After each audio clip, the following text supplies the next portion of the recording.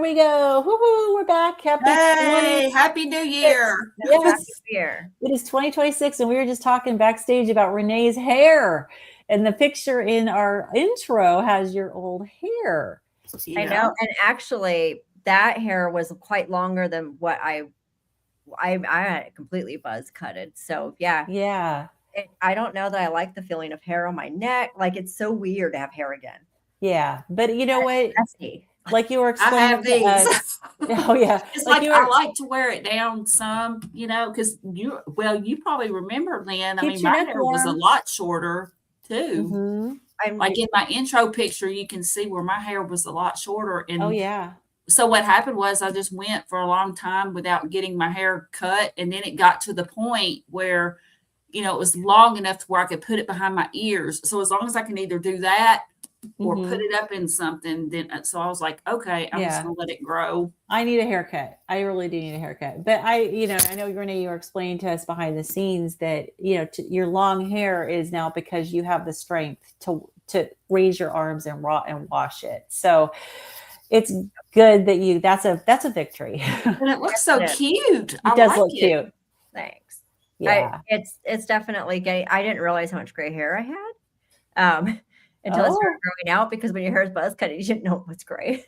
Now I'm like, oh my gosh, what happened to me? I've got a streak, a gray streak that's always right here. A friend of mine calls it my Tulsi Gabbard streak. But you can see right there how gray that is. But I kind of think it's cool. So I do get my hair touched up. I'm vain. I get like some highlights put in it, but I tell them to leave my streak alone because I like it. So. Well, I think I had a little bit of gray around the edges, but I think it may not be there anymore since I've been carnivore. I don't. It's weird because like I had more gray like throughout, but for some reason, like most of my gray, I mean, I still have some, but that one streak is basically the main gray that I have left. Yeah. Well, if you look at Rancher Maggie up in Canada that we filmed for the documentary, she's in her now, like, is she 84 now? Blonde hair. Yeah. Yeah. So it's like, I'm hopeful that I'll be able to not have gray. So that would be awesome. So, yeah. And awesome. I just read something this week that said that when you lower your cortisol levels, a lot of people who had gray hair actually get their pigment back and their gray hair goes away. Yeah. So yeah. That's definitely happened to me. So we have 4 lifer. Way too wide. I'm not sure what that is. What is this? Good question. We are some science nerds, and we are going through, I'm glad you asked. We are going through this medical textbook. It is I have my thing blurred out because I'm at my sister's house right now, but this is a medical textbook. It is called Ketogenic, The Science of Therapeutic Carbohydrate Restriction in Human Health. And if you're a science nerd and you want to learn about the ketogenic diet, this is the place to be. Now, unlike a book club, we don't read ahead. So we are like really nerdy. We discuss as we go. And so we are on the 3rd chapter, which is the chapter on endocrine. Hey, folks, we got questions and we've got answers. It's time for mail. Oh, sorry. My life is going crazy here. Yes. Yes. He says, oh, that makes sense. I'm failing science. Well, we don't know if we're passing or not, but we definitely try. So and we have fun. Yeah, we have fun. And for those of you who don't know, if you did catch our intro, I am a retired nurse. I had to retire medically because I have mast cell activation syndrome. I have healed myself, lost about 140 pounds on a carnivore diet. Renee is a nurse. She had to retire from nursing because of a serious neurological autoimmune disease, which she has healed, and she can walk again. Carrie is a data analyst. Carrie is doing carnivore because she watched her mother with type 2 diabetes and wants to prevent that. So we have all different reasons for eating this way. So, and we are not like hardcore, like if you don't eat carnivore and you're not in the carnivore club, we're going to boot you out. So that's not the case, but we want to learn. So, okay, you guys ready to go? We left off. Oh, I think I got the wrong tab here. I am working on Nutrition Network course. So now I've got all these notes. I'm back in chapter 2, looking at some of the old stuff that we covered and taking notes because I'm working on becoming a metabolic health practitioner. Yes. Yeah. So a lot of work. Okay. So how long do you think it's going to take you to do that? So we're going to be probably half a year. So we're going to be finishing up. We're working on coursework right now to finish up all of the preliminary courses before we get into the real intensive portion, which starts in February, like mid-February. And that goes for 4 months. And that's with the Nutrition Network. And then all of that work will transfer over to the Society for Metabolic Health Practitioners to fulfill their coursework requirement. But then we have to get 60 CMEs, continuing education, in order to actually get accredited through them. So that part of it probably is going to take the full year. Yeah. Yeah. So it depends on if I don't think the Nutrition Network courses count for the CMEs. So I'm going to be studying a lot this year. So, okay. So we are on the section on type 1 diabetes. I happen to now know who Neville Wellington is because he's one of my lecturers through the Nutrition Network. So when I'm looking at the titles and the authors here, it's like they produced. Okay, so the Nutrition Network, this is their textbook. They're the ones that made this textbook. So that's who I'm going through for the coursework. Oh, now that's amazing. I don't think I knew that, or if you told me, I forgot. Oh yeah, this is their baby is this textbook.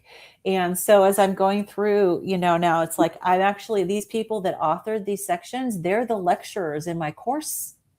So it's like, oh my gosh, I know who this is now. That's awesome. Yeah, it's pretty awesome. Yeah, it's lecture cool. My courses. Pardon me? I didn't have my lectures through my courses. Oh, really? Would you have to do a ton of reading? I did a lot of it. But I mean, other than him, everybody, I didn't know anybody. Yeah. Yeah. I know some of them. And so let's see.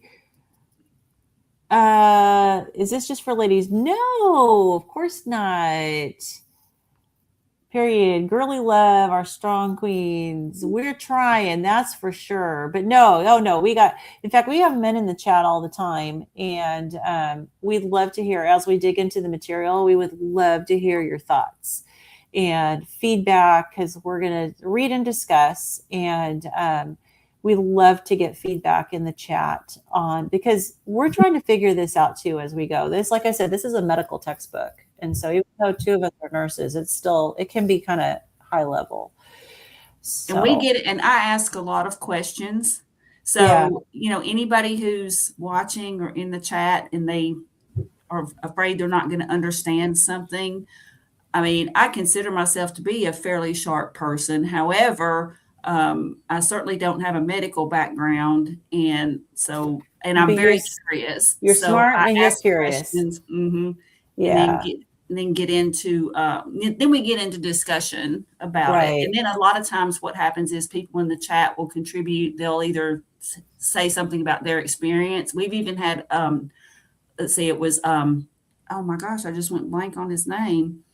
Dr. Nelson, yes, Dr. Nelson. And we've even had doctors come in and health coaches and nutritionists and definitely. So Chris wants to know, is there some accreditation to obtain? I am going through.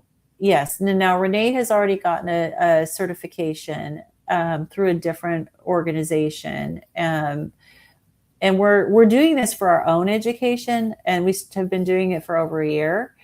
I happen to also now be going through a coursework to get accredited. And so it just happens to be that we're using the textbook that is part of the coursework that I'm going through. So I'm glad of that. So, all righty. Let's see. I'm single with food stamps. Well, I'm a champ at eating cheap. You can still listen in. Absolutely. And, Amy, one of our friends, Amy, she's the same way. And so when she was first changing her diet, she was in a wheelchair and had really bad POTS, which is posterior orthostatic tachycardia syndrome, where she stood up, she felt like she was going to pass out because the blood pressure would just drop. And so she knew she needed to do something. And so she actually started out with microwaving hot dogs and microwaving her eggs. And that's what she was able to do. And with her wheelchair, she could reach her microwave, and she could not cook. She couldn't stand up and cook. And she had a really bad health at the beginning. So she now has ditched her wheelchair. She can walk, she can go out and do stuff. She can stand and eat and make herself food. And so it's definitely possible to make changes regardless, of what your situation is. You just do the best you can. Yep. Yep. That is so true. Yep. All right. So who wants to start reading? I can go ahead and start. All righty. If I stumble too much, somebody else can take over. But yeah, no problem. Right, so I know lots of big words. And we are on page 146 for anybody that happens to be following along. And we're in section 3.6, which is type 1 diabetes. So type 1 diabetes results from autoimmune destruction of the pancreatic beta cells and an almost complete loss of insulin production. This results in hyperglycemia with its concomitant symptoms and signs, and if left untreated, can lead to diabetic ketoacidosis and death. All patients with type 1 diabetes will require some form of insulin therapy. For every year a person with either type 1 diabetes or type 2 diabetes has an HbA1c over 7.5%, they lose 100 days of life. This equates to 70% of people in England and Wales with type 1 diabetes ending their year on the 23rd of September. I don't understand what that's saying. Do you guys understand what that's saying? No. Okay, so because this doesn't make sense to me. So for every year, a person with either type 1 or type 2 diabetes has so for every year. I think I know what it means, maybe. You lose 100 days of life for every year that your hemoglobin A1C is higher than that. So I think what they're trying to do is equate those 100 days. If you're talking about whether you pass on December 31st, then you know what I'm saying, then your end of life would actually be the 23rd of September. So you'd be short that much time. Right. Wow. So what I think what it's saying is that if everybody in England and Wales was due to die December 31st, if they're healthy, 70% of them would die on September 23rd instead, if they have this higher hemoglobin A1C. That was weird the way they stated it. That is definitely weird. So at the beginning of the statement, though, it says for every year a person. Yes. So if you have the diabetes for 10 years, you actually lose 1,000 days. 1,000 days. So every year it would be like you would lose that whole last couple of months of the year. But yeah, so it accumulates, and it's sad because so many people are diagnosed as young people. That's why, do you remember that it used to be that many times the type 1 diabetics would only live into their 30s, maybe, if they were lucky? Right, and by then they were already blind. They were already looking at amputations. There was no great quality of life. Right. Before CGMs and before thank goodness we have insulin and exogenous insulin. It was palliative care before they realized that exogenous insulin could help them. There was nothing they could do for them. Yeah. Okay, so that does make sense now. Okay, but that, as soon as I read that sentence, I was like, that does not make sense. I had to think about that. Right. But it's interesting because this is now talking about more currently. So I'm assuming that it was worse before they had insulin. That's crazy. Yeah. Yeah. So it is around 8 years of loss of life for someone with type 1 diabetes. Clearly, the importance of achieving normal glycemia in diabetes is paramount. Type 1 diabetes not only reduces length, I think that's of life, it negatively impacts quality of life too. In a questionnaire of 180 people with type 1 diabetes between the ages of 18 and 35, the following conclusions were drawn. Although participants demonstrated appropriate self-management behaviors and moderate self-efficacy on the diabetes quality of life instrument, they reported high dissatisfaction with the burden that diabetes places on their families and the amount of time it takes to manage their diabetes. Quality of life was significantly positively correlated with the fear of hypoglycemia and fear of complications. Quality of life was significantly negatively correlated with self-efficacy. These observations suggest that as fear of hypoglycemia and fear of complications increase, quality of life decreases, and as self-efficacy increases, so does the quality of life. So I wonder how much insulin pumps have helped with that. That probably a lot. Before, like, I used to work with the nurse who was absolutely amazing, and she had type 1 diabetes when she was little, the juvenile onset. And she yeah. I think it's your mic, Renee. You were sounding like you were a bit in a tunnel. Let's see if we can fix it. This is talking about England, and I wonder how often or how much the NHS in England, because a lot of people that's their healthcare system. Like if they actually have insulin pumps over there.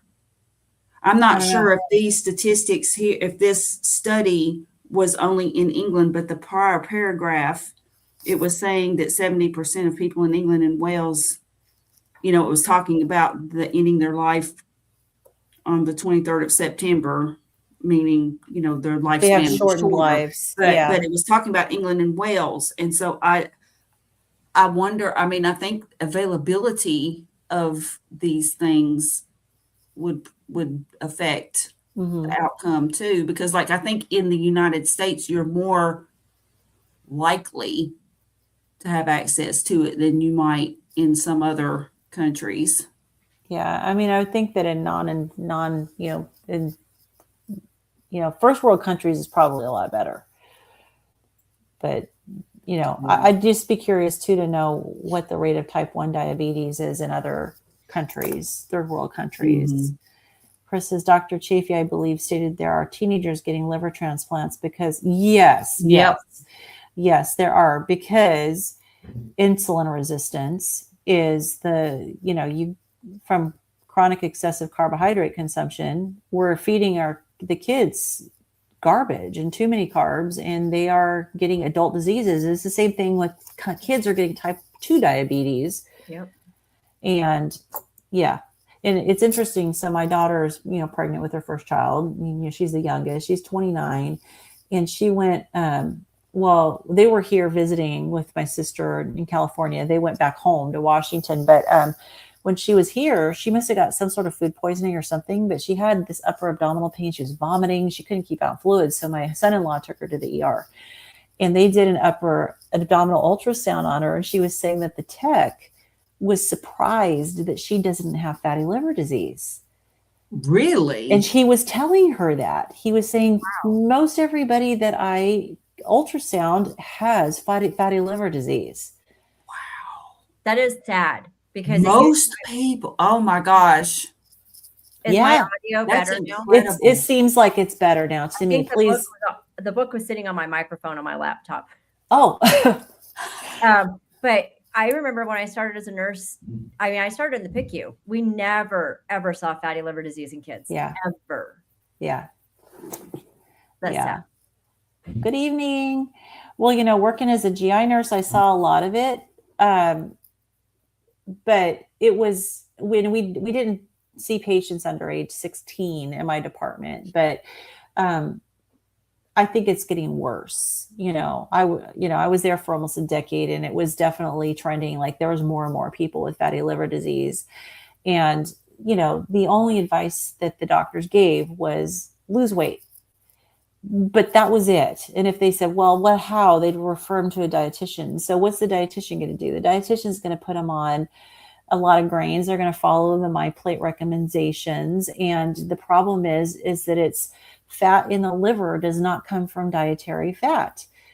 Fat in the liver comes from excess insulin that drives, you got to do the insulin. Something's got to happen with all that extra glucose. It drives de novo lipogenesis, which is extra fat production, and it's stored in the liver.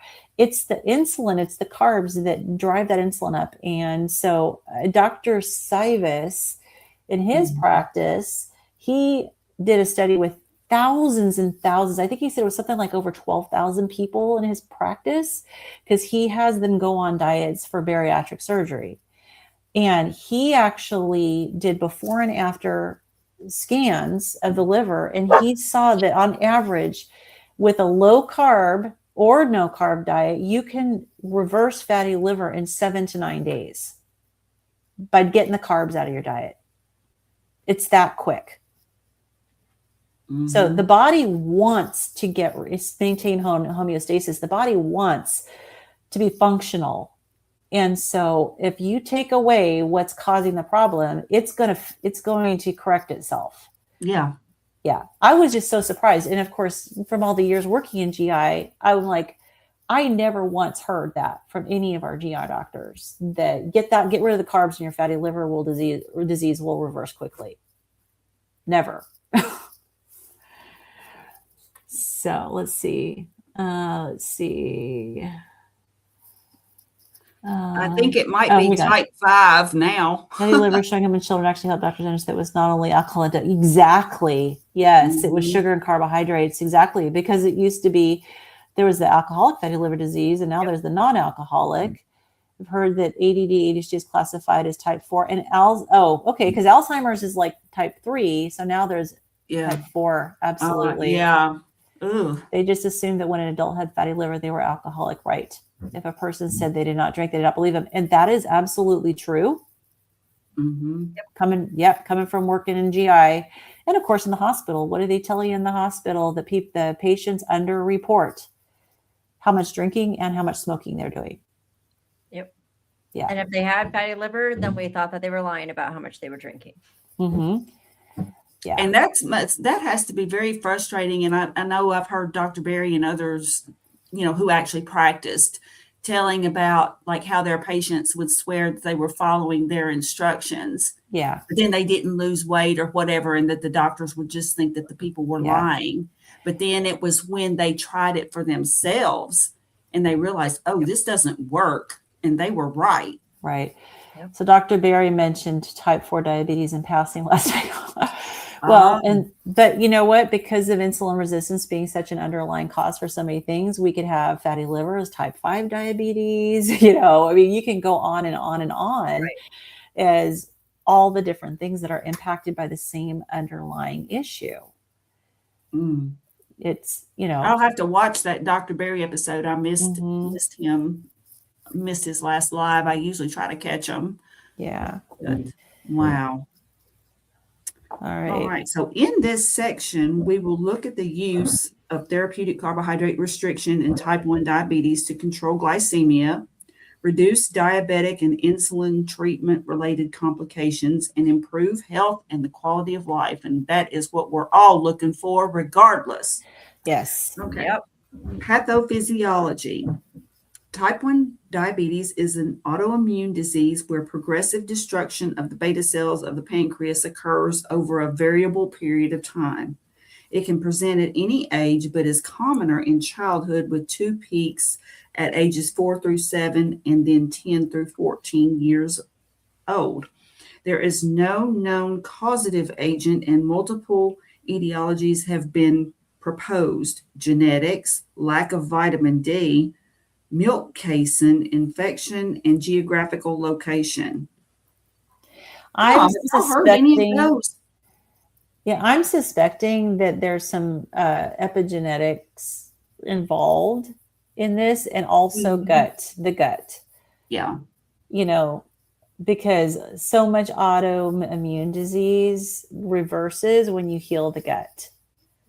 You know, if you think about it, when you've got leaky, increased gut permeability, and you've got proteins floating out into your bloodstream that are never meant to be there, you're going to end up with symptoms. Mm-hmm. So, Dr. Sophia Clemens, who's with Paleomedica in Hungary, they do tons of clinical trials. She's got a really interesting case study with a 19-year-old guy who had type 1 diabetes. They caught him fairly early, but with him eating a high-fat, meat-based, just beef, high-fat beef, they were able to get his beta cells working again. Wow. Yeah. And so it's definitely possible. Obviously, there needs to be more studies done, but that was super encouraging that they were able to actually get his beta cells, because the doctors will tell you, like, if you got type 1 diabetes, you're stuck with it for life. Mm-hmm. If your beta cells don't work, they don't work. But at least if you catch it early enough, it may be possible to actually, get them working. That is very hopeful. I didn't realize that. It says this book is a strange beast. The Kindle version costs more than paper, and the paperback is really expensive. Yeah, it is. I think I did price the Kindle version because I have just about all of my books on Kindle. Because if I didn't, there would be no room in my house for me because I would have so many books. Oh, yeah. But, yeah. Leaky gut, oxalate crystals, carb-based biome is so prevalent. Absolutely. Yep. Yep. Absolutely. I read a quote, or I saw a quote in my lecture that I watched today. I wrote it down. Let me get out here so I can tell you who said it. But my latest notes. Okay. No, it was in the previous quote. Let's see. Okay. So this is from a guy named Bruce Ames. And I guess he wrote a paper on dietary pesticides. He said 99, and actually his title says 99.9% of pesticides consumed by people are made by the plants. Made by the plants. So you talk about pesticides. Wow. Yeah. That only 0.1% of the pesticides is from like the stuff we spray on it. Well, and that makes sense. And I mean, I've heard Dr. Chapey talk about this where, like the plants are trying to kill you. And I mean, that's their defense mechanism. They have to repel animals and people from eating them because their survival depends on it. Right. So, but I'm surprised that it's 99.9%. I would have thought that, the man-made pesticides would have a higher percentage. You would think, yeah. I was shocked when I learned that. Like, that is insane that, we hear so much about glyphosates and about pesticides and stuff and how bad it is, but we're really only getting the damage of 0.1% of that, and everything else comes from the actual plant itself. Yeah. Makes you want to go out and eat a salad. Yeah, right. Just kidding. Yeah, really crazy. And I mean, in our livers, a healthy liver can handle some. It's what it's designed to do is to help us with toxins, but we overload all the time. Well, yeah, we don't give it a chance to clean itself out. I mean, that's a bad way to say it, but I mean, we don't give it a chance to our digestion and everything. It doesn't get a chance to rest, reset. Our insulin levels in general don't go back down, and so it's just terrible on our bodies overall. Oh yeah. And there's phytates, and there's all sorts of different poisons that they produce, and there's a lot of a lot of them are carcinogens. Yep. Yeah. So all right, so managing the patient. Background. In the pre-insulin era, the only form of treatment for type 1 diabetes was a carbohydrate-restricted diet, which showed variable success depending on the proportions of protein and fat. Once insulin was discovered, this allowed an increase in carbohydrate consumption, eventually increasing to more than 50% of energy intake in the 1960s when low-fat diets were introduced. While the use of insulin in patients with type 1 diabetes has prolonged their lives, the increase in carbohydrates and increased doses of insulin have caused a number of related conditions. These include greater risks of hypoglycemia, hyperglycemia, diabetic keto, isn't that right? Diabetic ketoacidosis. Yeah, and obesity. Added to this are the ongoing increased cardiovascular complications associated with diabetes, which are related in a linear fashion to increasing HbA1 concentrations. Maintaining glucose concentrations in a normal range remains a lifelong challenge for many patients. Data from type 1 diabetes registries show that only 17% of children and adolescents and 21% of adult patients achieve HbA1c targets of less than 7.5% and 7% respectively. Oh my gosh. And that is such a high target. Of course, we've talked about that before, but wow. So most don't even meet the high targets. Despite the introduction of newer insulins, greater use of insulin pumps, and increased glucose monitoring with continuous glucose monitors, no improvement in these data has been shown over an 8-year period. Well, that answers that question. That's very sad. Yeah. Even though we've made huge strides in how to treat it, it really hasn't made a difference overall. I wonder if it's just been an excuse to eat more junk. Well, Because it's kind of like my insulin pump will take care of it. Yeah, well, it's like my mom with type 2. I mean, she was on insulin, and they just said as long as she planned for what she was going to eat, she could eat what she wanted. Yeah, and it's ignoring the fact that too much insulin has its own set of problems. And so they eat more. They're probably like, okay, cool. I don't have to worry so much about what I eat. My pump's just going to make sure that I have enough insulin. But yet, so you eat more carbs, you eat more sugar, you eat more junk, and you get more insulin pumped into you. But that insulin is part of the problem. I almost wonder if it was made too easy. So I don't, remember the days, Lynn, when we actually had to count the carbs and then figure out the insulin to those carbs. And now they just can poke their button on their pump and it'll give them whatever insulin they need. So it's so much easier. They don't have to think about it anymore. So they can eat whatever they want because their pump's gonna, I think that maybe that made it even worse, not better. Yeah, absolutely. Yeah. Someone with DKA has very high blood sugars. Yep. Yeah.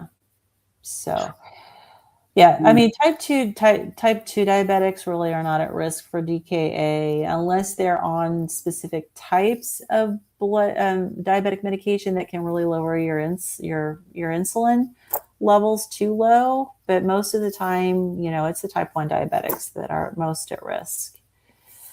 So. Patients are taught to match insulin dosage with carbohydrate intake. Imagine that. Yeah. Yet few are able to achieve adequate control. A typical patient's journey includes high blood glucose variability and poor control, as shown in the glucometer downloads from 2 patients shown in Figure 3, 16A and B.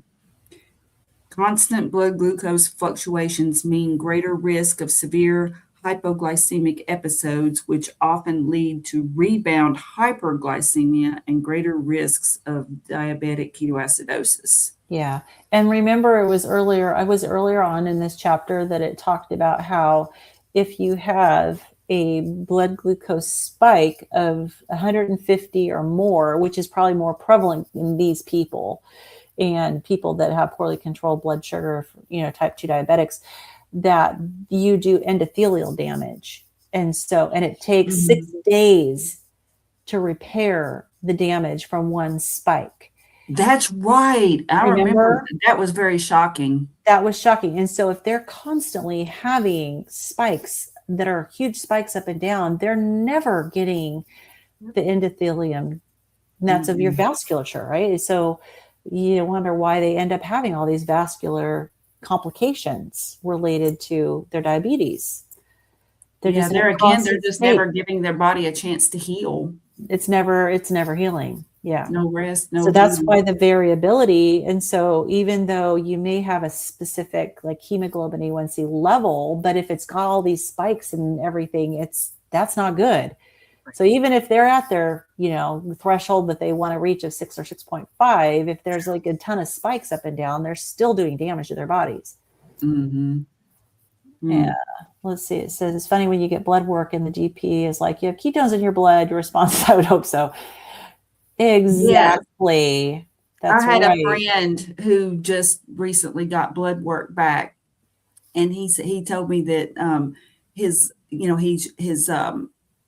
I don't think it was blood though. I think it was his urine but it showed ketones in his urine, and so his doctor expressed some concern about it, but he looked it up. And of course, I told him too that, it was nothing that I said, you're actually in ketosis. That's a good thing. So, and he's not diabetic. I mean, he's in general a very healthy person, but it's just funny how the doctors, they get that, I guess, because it has the word keto in it, that they think it's terrible. DKA. They think it's DKA. They think there's concern for DKA, which they should not be concerned about that. They should know better. I'm sorry. I'm hyper.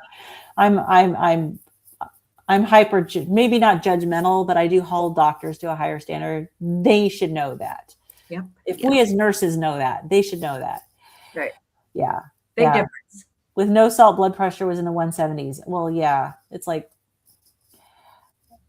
yeah, that's crazy.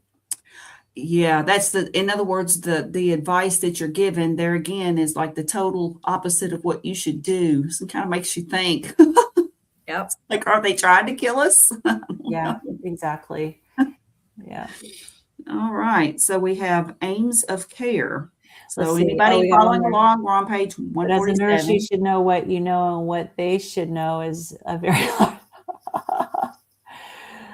you'd be surprised at how much nurses know.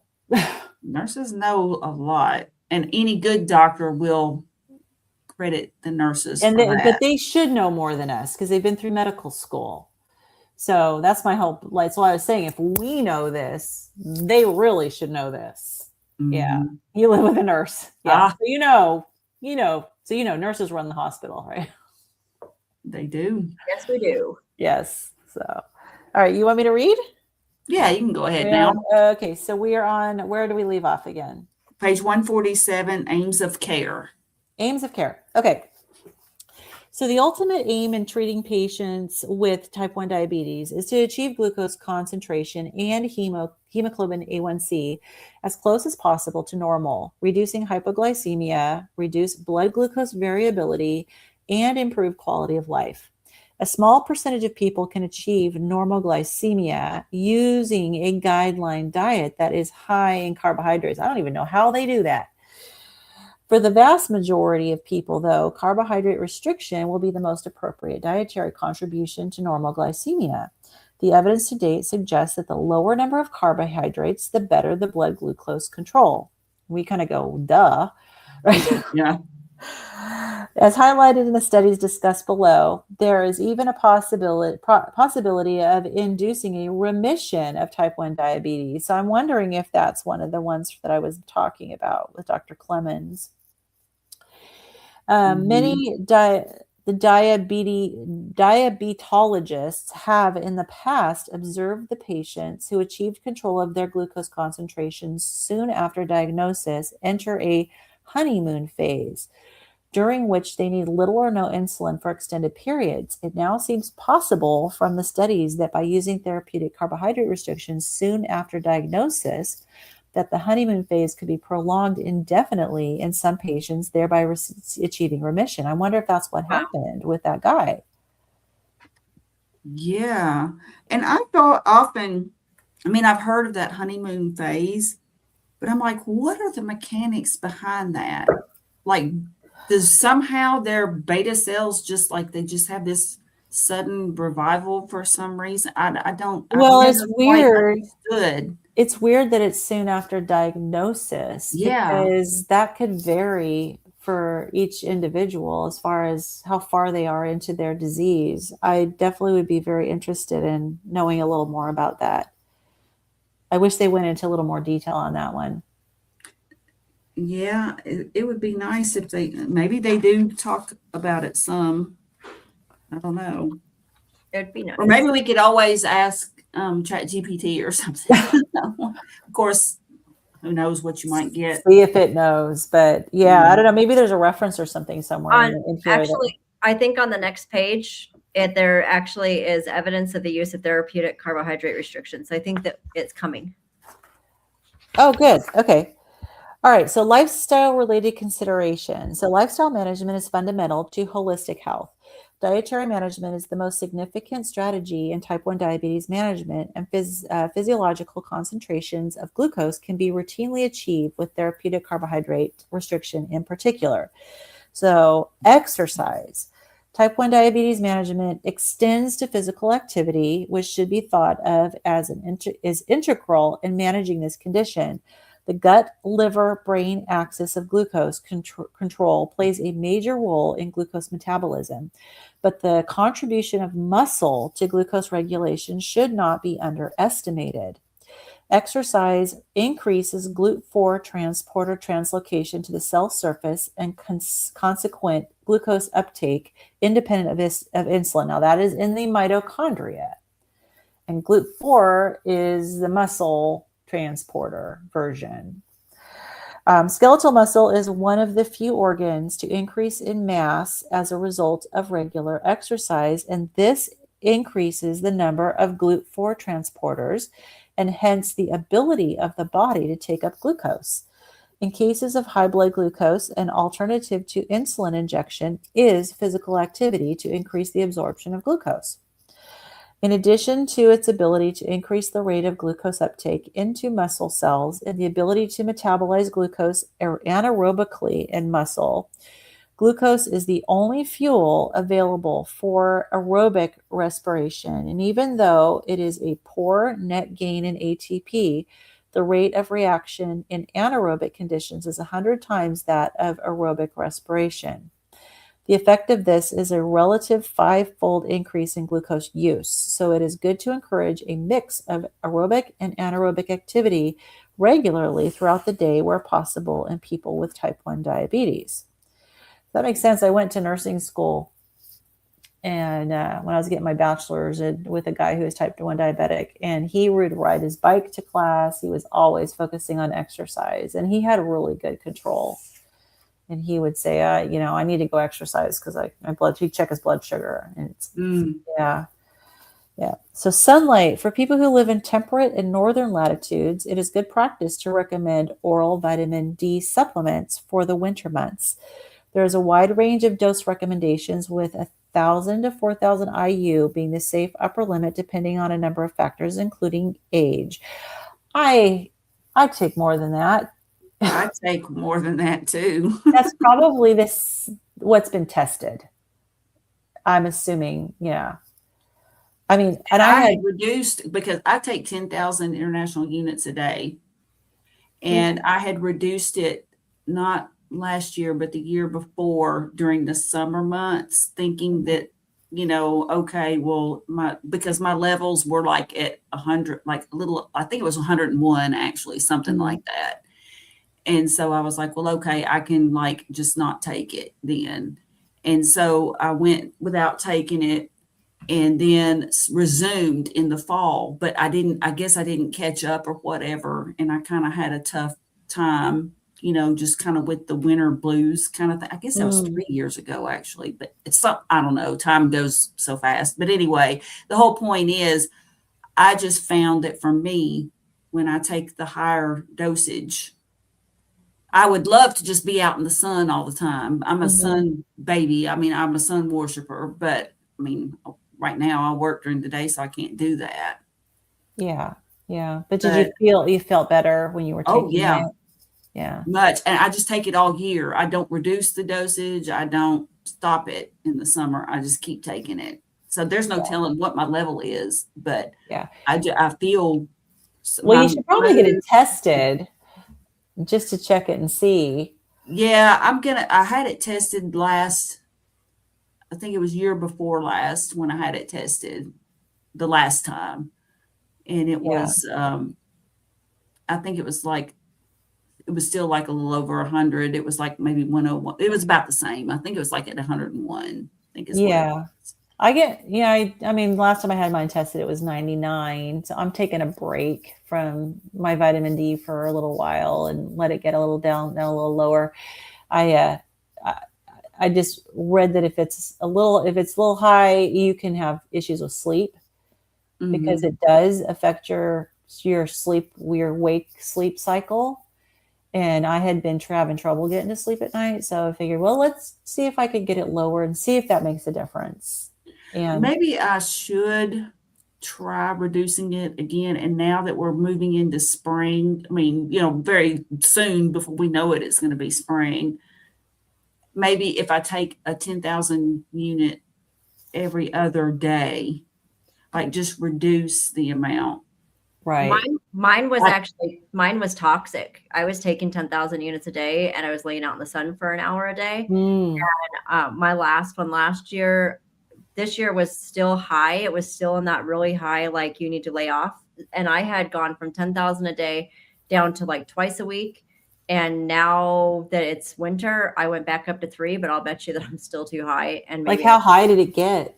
I can't remember, but it was, it definitely, he told me, he was like, Renee, you got to lay off the vitamin D. Your numbers are higher than I've ever seen, which is quite interesting. I wasn't too worried about it because I wasn't worried about my levels because when I had gastroparesis and I was not absorbing any food, my levels were always 0. My vitamin D and my vitamin B were always 0, no matter how much I How took. can you live? I couldn't absorb it. Oh no, I wasn't living. I was in the hospital. I was admitted for crazy. Admitted for dehydration and stuff. But so I was like, no, I'm going to take a lot because I know I don't absorb it. And guess what? Carnivore, I absorb all my vitamins now.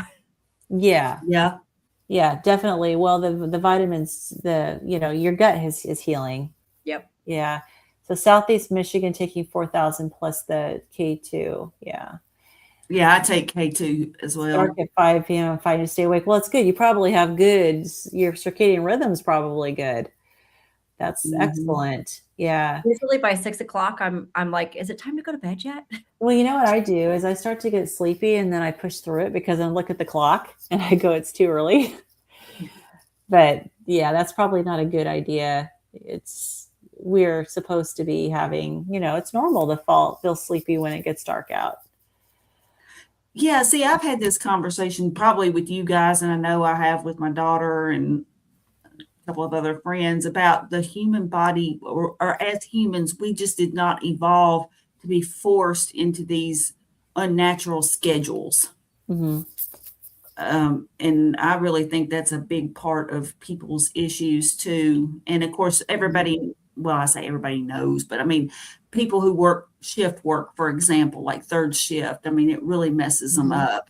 Yeah. And I just think for prolonged periods of time, we can handle almost anything for a short period of time, but we're forced in the wintertime to function as though it were summer. We have to have the same productivity, get up at the same time, go to bed at the same time. And it's hard. I admit that I tend to struggle in the winter. It's better. It's been better since I've been carnivore, but still, I can tell a difference just in the season. I don't even know what I would do if I lived in Alaska. I'd probably just I don't know. I would just sleep all the time. I don't know. Yeah. It'd be terrible. But the vitamin D, obviously you don't want to get it too low. It's important to make sure that it's high enough. It helps with all sorts of things, but says it, vitamin D has shown to improve blood glucose and hemoglobin A1C and decrease insulin resistance in type 2 diabetes. And low vitamin D concentrations are associated with the etiology of type 1 diabetes. Now, I didn't know that. That's interesting. I wonder why. My level, Lynn, was 123. Okay, so And then I were you dropped. having symptoms Nope, I of dropped it to vitamin D tox? 94, and now I'm at 80. Yeah, I have I've read, and I haven't done a deep dive into it, but I've read that a lot of people can get higher than that and be fine, and that there's only certain people, and I'd be curious to know like what is the difference between someone who has an issue with higher levels of vitamin D and somebody who has no problem. I would have never known. Like, I felt great. Mhm. And I love laying in the sun. Like, it is my Yeah. favorite thing in the world. I feel like it's like my therapy. Yeah. I mean, I really do. When I became carnivore and I was told I could lay out in the sun again, and I stopped believing all of the cancer stuff about the sun, I became a new person. Mm-hmm. Oh yeah, and I don't take vitamin D in the summertime, and I do lay out in the sun as well, and my vitamin D levels were great, no problem. I don't sunburn anymore. And Yeah, I used don't to either. I used to sunburn super quickly with my fair, complexion. And yeah, no sunburning anymore. So that's good. Light deprivation syndrome, I think hibernation. Yeah, I know. I live in the north too. So I'm down in California right now, but I live in Washington State. So totally get that. Oh, Bill Cook is here. Hey, Bill. Hey, Hey. better late than never. Yep. Awesome. Okay, so that's sunlight. So pharmacotherapy, and again, realize this is a medical textbook, so they do talk about medications. So insulin is effectively a hormone replacement therapy in the context of its lack in type 1 diabetes. The clinical challenge is to provide insulin in the amount needed and with effective timing to balance the effect of diet on glucose control. In the short term, the issue of hypoglycemia is significant. In the longer term, a failure to keep glucose concentrations in the physiological range will expose the person with type 1 diabetes with the risk of complications, which I'm assuming is very similar to someone with type 2 diabetes. Mm-hmm. We have these pages of these graphs here, which I did not copy. And of course, with my blur, maybe you guys should show it because my blur makes it so that you can't see it. But these are basically blood glucose ranges for over time. Is that right? Yep. So we'll see what it has to say about it. And I know that in his lecture on the course that I'm doing, he showed these graphs. And these are glucometer downloads from patients with type 1 diabetes. So they show large blood glucose variability and poor control when using standard dietary advice. And then if you want to show the other one on that next page so that people can see it, that one in comparison is a glucometer readings from a type 1 diabetic patient who has established good blood glucose control by practicing a therapeutic carbohydrate restricted diet. So what a difference. All over the place to like all in one place, almost. Very, yeah. Well, very consistent. Yeah. And I mean, they're still having some spikes, but it's so much better than before. They're not as big of spikes either. Nope. Yeah, exactly. These other spikes were huge. So, okay. So basal insulin adjustment. Let me just look at the time. I think we have time for one more section. Do you want to read the last section, Renee, so you can get some reading in? Whichever type of diet is chosen, the fundamentals of type 1 diabetes management are to establish the timing and amount of basal insulin when a person is in a fasted state. It can be done in one 24-hour fast or two 12-hour fasts that cover the full 24-hour period. Even though most basal insulins have a 24-hour time of action, insulin sensitivity differs throughout the day, and splitting the dose might be advised. People who use pumps can refine their basal dose to cover the times of insulin splitting. Can cover the times of insulin resistance and sensitivity hourly throughout the day if needed, and a pump system will benefit those who find basal control difficult to achieve. Once a flat trace in the physiological range has been established, then the person has flexibility over eating times and will bolus for carbohydrates and protein as needed. Time-restricted eating can benefit people with type 1 diabetes, and a carbohydrate-restricted diet facilitates this process by removing the need for snacking, which is typically needed with high volumes of insulin. Time-restricted eating has many benefits in type 1 diabetes management as it improves insulin sensitivity, allows for cell repair through autophagy, and means less time is spent with dysregulated physiology caused by peripheral insulin. People who are approaching therapeutic carbohydrate restriction and who have diabetes complications will be advised by their clinicians to transition at a pace suited to their existing complications. Typically, this involves an extended transition phase over weeks to months. And so this is interesting because, with diabetes education, the recommendation is to eat like every 2 hours. And so I've definitely had a lot of diabetics say, is it safe to fast when you're diabetic? Is it safe to go long periods without eating? And yes, it is. It is safe. And I know that we have the YouTube channel from Brisket Boomers, Amy Perrin. I don't know if you guys have watched her, but she's type 1 diabetic. And she actually does coaching and education for type 1 diabetics.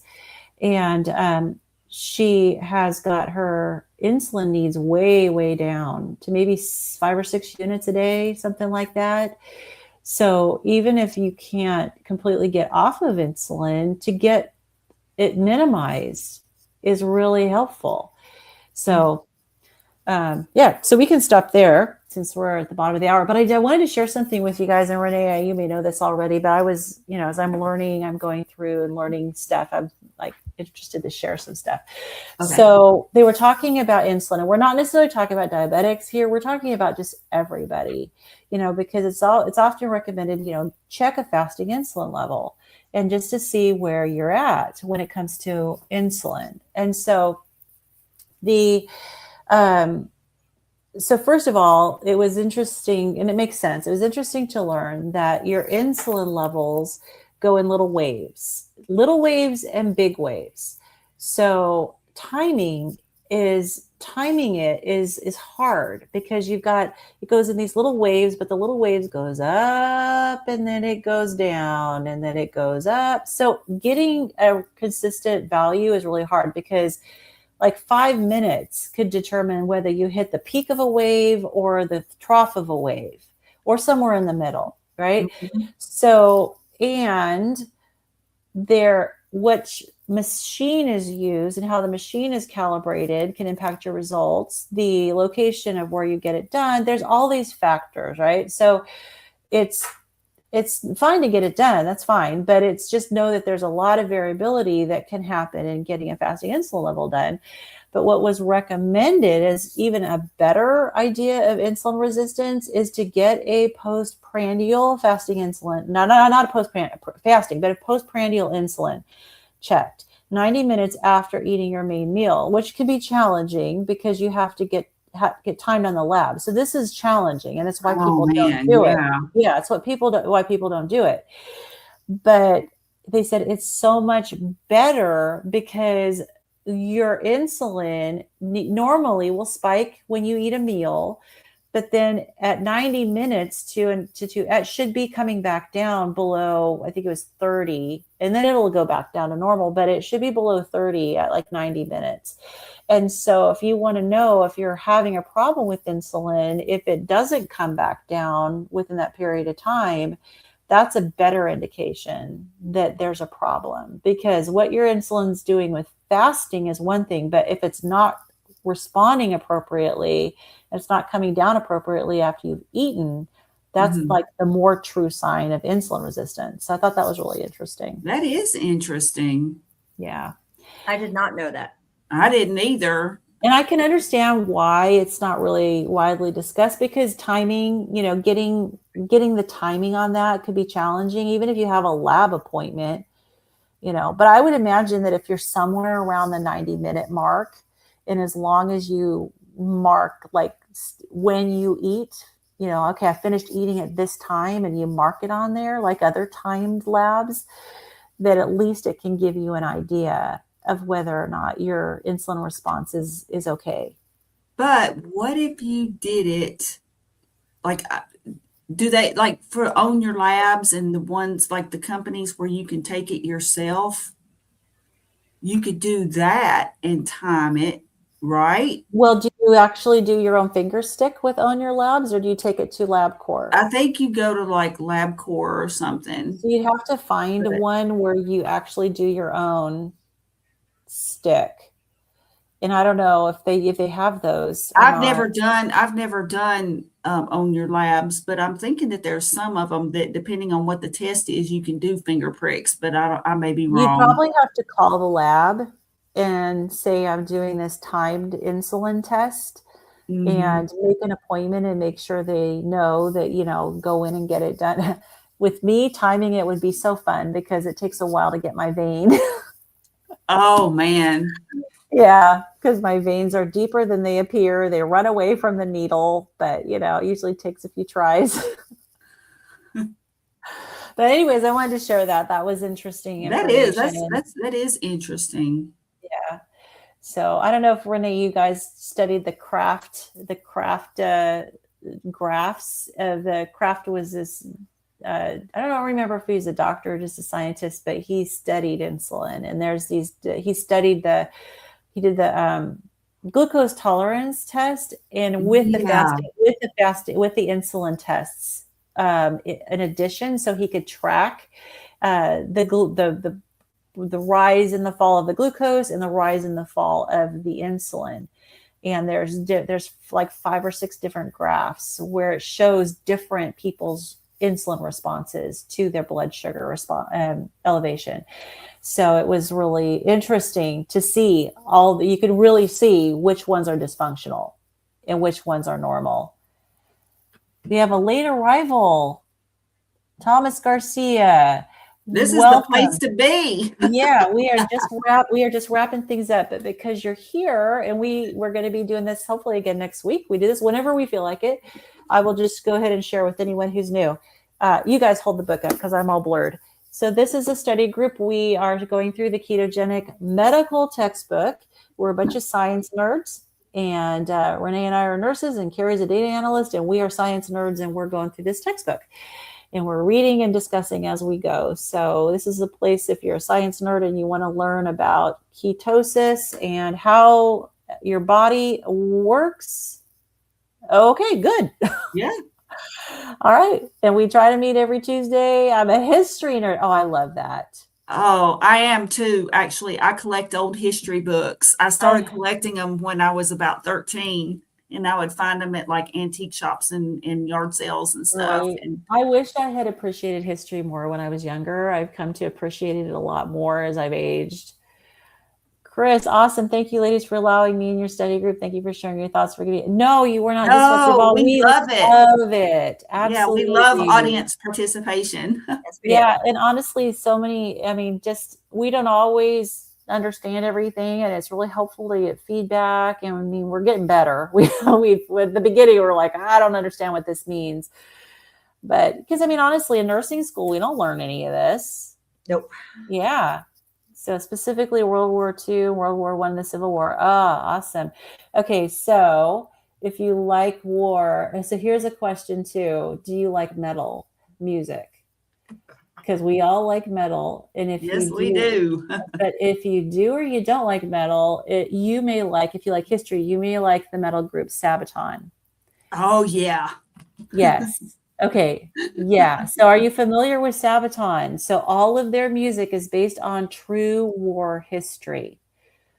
So they are a Swedish metal, country here. Well, if you like, they're not hardcore metal. They are like symphonic metal. And they also have a history channel. So they have some, okay. So we're almost, it sounds really cool. It is really cool. So we're just out of the Christmas season. Go look them up. I'm going to put the name of them. I'm going to go look them up. Go look them up. The name is Sabaton, and just watch their video called The Christmas Truce. Okay. I put it in the, I saw that. That's an example. That is incredible. It's incredible. Yes. So they have their regular channel where they do their songs, and they're all based on history. And then they have a history channel where they go into a lot more detail on the history of their songs. And I cried. Oh, you've heard of the Christmas truce? Yeah, it's a real event. Mm-hmm. It was a real event. World War I, and where both sides put down their arms and they celebrated Christmas together in the battlefield, and then they went back to fighting. It was really tragic. Let's see. I'm a mile from Willow Run Airport. If you are into World War II, B-24 bomber factory is there. Yeah, my dad is a World War II veteran. He's passed away. 1914. They have a 1914 video. Oh yeah, 1914, and they have another video. I think it's called 1914. Yeah. So check them out. There's a song. Oh, thank you, Patricia. There's a song that made me cry. So I forget the name of it, but it was a true story about this B-52. I think it was a B-52 bomber. It may have been one of the earlier versions, but Eurovision. Yes, of course. Yes, love Eurovision. But it was this bomber that got really damaged. They were over Germany in World War II, and they were flying in formation with a bunch of other airplanes, and they got really heavily damaged, and they couldn't keep up with the other planes. And I think their guy at the very back of the plane that had the machine gun, he got killed, and there was big gaps in the plane, and they were really seriously damaged. And so they were expecting that they were just going to get shot down. This German pilot in this fighter jet came up next to them, and they thought they were completely done for. And the pilots looked each other in the eye, and they were kind of nervous, what's going to happen? And this German pilot stayed with them and flew them to safety, because they weren't going to, no one was going to shoot them down with him escorting them into safety. Well, the thing is that decades later, the pilot of the American plane, the pilot of the German plane found each other, and they met each other, and they became really close friends. And there's some video at the end of Sabaton's video of their meeting each other, and it continues the story. And then later, after Charlie Brown's story, yes, it was Charlie Brown's story. And Charlie Brown was the American pilot. It was a B-17. Yeah, I thought it was before the B-52s. Yeah, it was a B-17. Absolutely. But then later, after they died, both of them passed away really close to each other. And then Sabaton created this song in their honor and to tell their story. Mm-hmm. The German man's grandson heard the song on the radio, and he played it for his mom because that was her father. And Sabaton invited them to a concert, and they got to meet Sabaton. So yeah, it was really such an amazing story. I was bawling watching it. Sadly, my Swedish grandfather was Nazi. Oh, wow. Horrible to find out. After his death, he helped Deutschland get heavy water from Norway. Yeah. Well, you know what? I mean, our grandparents, a lot of them in the United States we had relatives that were slave owners. Well, here's the thing. People, Sabaton, I just try not to judge too harshly because it was a different time and different perspectives, so I just try not to. I just spelled it out for you. Sabaton is the name of the group. So cool. Awesome. We'll see. We like history too. Yes. Love it. Yeah. All right, good deal. Well, thank you guys for showing up. We are really greatly appreciating it. And see, even though we're science nerds, we have more in common than just I'm just a nerd in general. Just a nerd in general. Exactly. Awesome. Oh, my husband's here. Good job tonight. Enjoyed learning from you ladies. Oh, good to see you here. That's my husband with his pilot headset on. Awesome. Good. Nice. Great seeing you. Very good. Thank you. Wonderful.